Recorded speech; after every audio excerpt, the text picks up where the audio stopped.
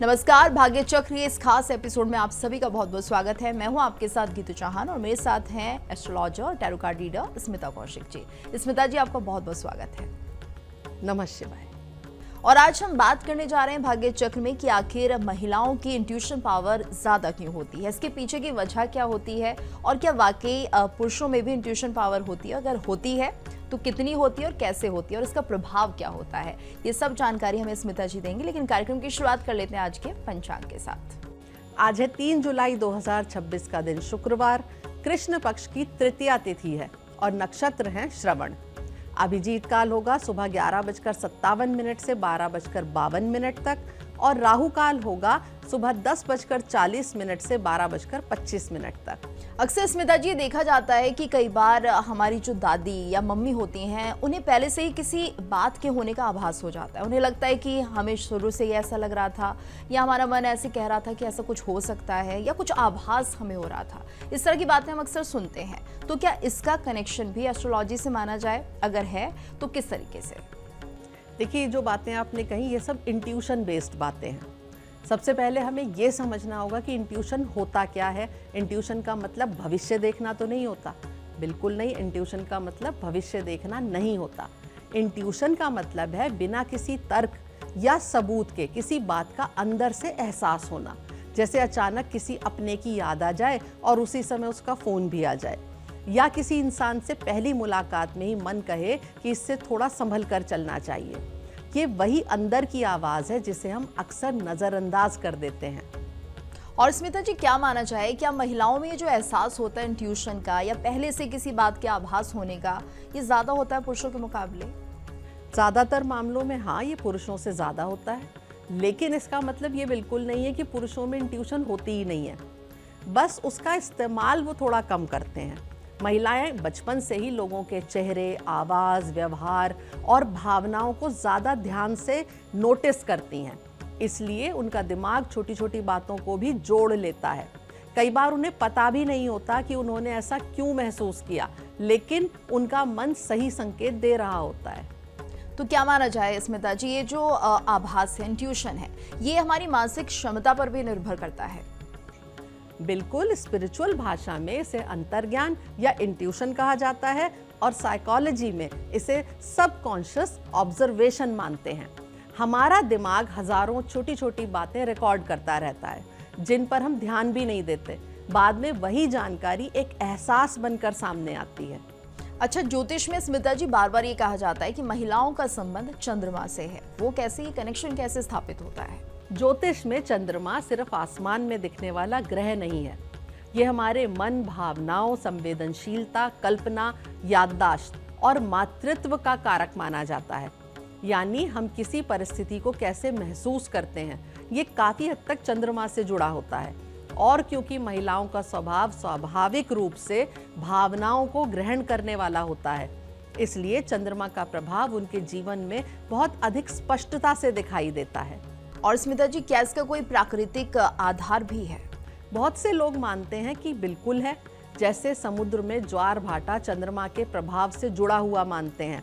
हमारा शरीर भी काफ़ी मात्रा में जल से बना है। इसी वजह से प्राचीन परंपराओं में ये माना गया है कि चंद्रमा का असर हमारे मन और भावनाओं पर भी पड़ता है। इसके अलावा महिलाओं का मासिक चक्र भी लगभग चंद्रमा के महीने के आसपास ही जुड़ा हुआ मानते हैं।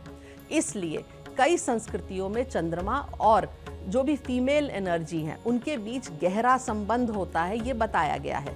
हालांकि आधुनिक विज्ञान इस पूरे संबंध को पूरी तरह से स्थापित नहीं मानता, लेकिन सांस्कृतिक और ज्योतिषीय परंपराओं में ये विचार सदियों से चला आ रहा है।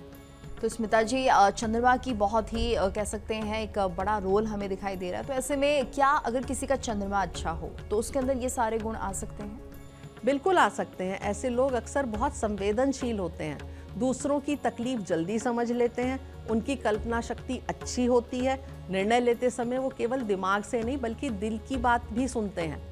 और कई बार उनका पहला एहसास ही यही साबित करता है कि वो बहुत इंट्यूशन से ड्रिवन हैं और अपने एहसासों पर ज़्यादा फोकस करते हैं। और अगर किसी का चंद्रमा कमज़ोर हो स्मिता जी, फिर क्या होगा? तब व्यक्ति बहुत जल्दी भावनात्मक रूप से उलझ जाता है। छोटी छोटी बातों पर भी बेचैनी, डर, ओवरथिंकिंग या मूड बार बार बदलना, जिन्हें मूड स्विंग कहते हैं, वो बहुत देखने को मिलते हैं। ऐसे में इंट्यूशन और डर के बीच फर्क करना बहुत मुश्किल हो जाता है। यही वजह है कि हर एहसास को इंट्यूशन नहीं मानना चाहिए। और ऐसे में स्मिता जी कैसे माने कि ये इंट्यूशन है या डर है, इसमें फ़र्क कैसे कर सकते हैं?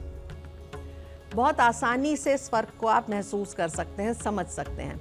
डर आपको बेचैन करता है, इंट्यूशन आपको शांत होकर सावधान करता है।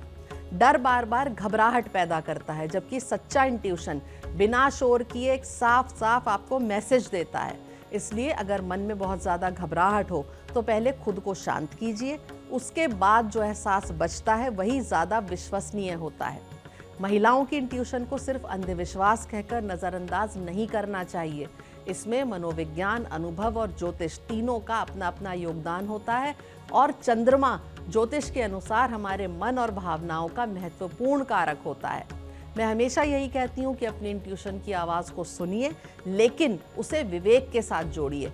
जब मन की संवेदनशीलता और बुद्धि की स्पष्टता साथ चलती है, तभी सही निर्णय लेना आसान होता है। तो ये तो बात हुई आज इंट्यूशन को लेकर, और अब आइए आगे बढ़ते हैं, बात कर लेते हैं आज के राशिफल की। शुरुआत करते हैं मेष राशि के साथ।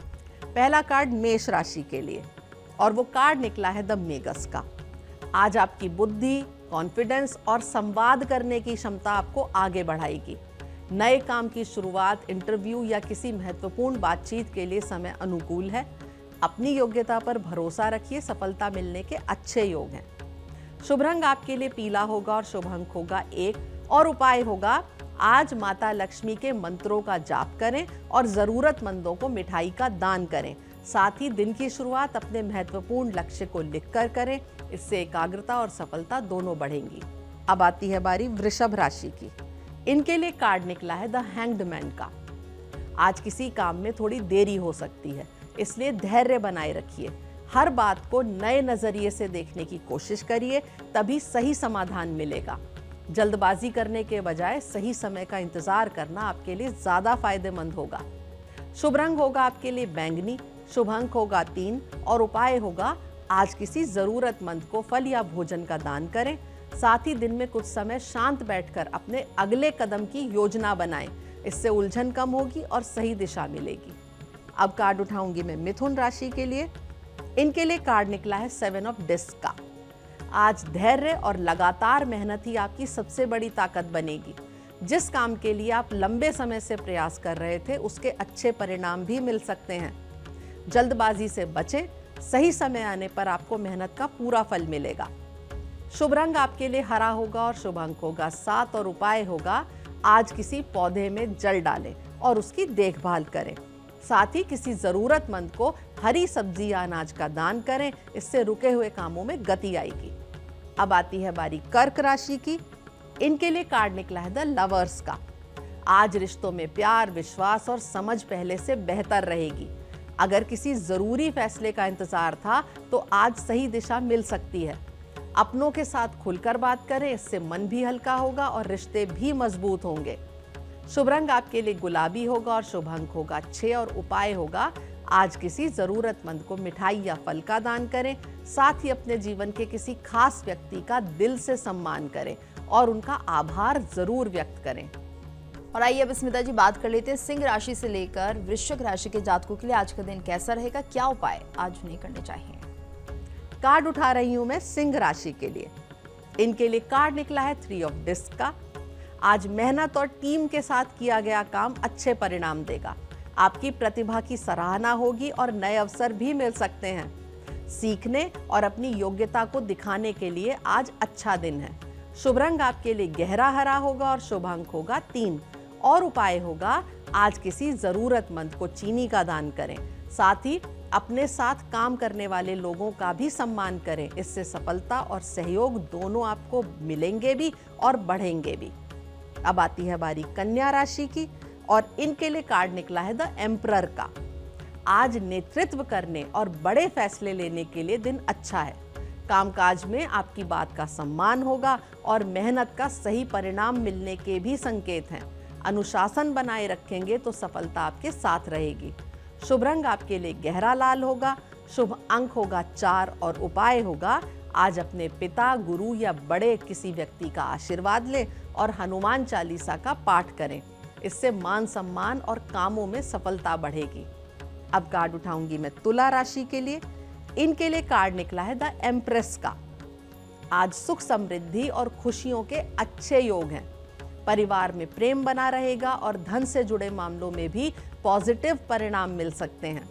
अपने हुनर और रचनात्मक सोच का पूरा उपयोग करें, सफलता आपके साथ रहेगी। शुभ रंग आपके लिए हल्का हरा होगा और शुभ अंक होगा 3 और उपाय होगा आज किसी जरूरतमंद महिला को फल सब्जी का दान करें। साथ ही श्री सूक्त का पाठ करें, इससे सुख समृद्धि और पॉजिटिव एनर्जी बढ़ेगी। अब आती है बारी वृश्चिक राशि की।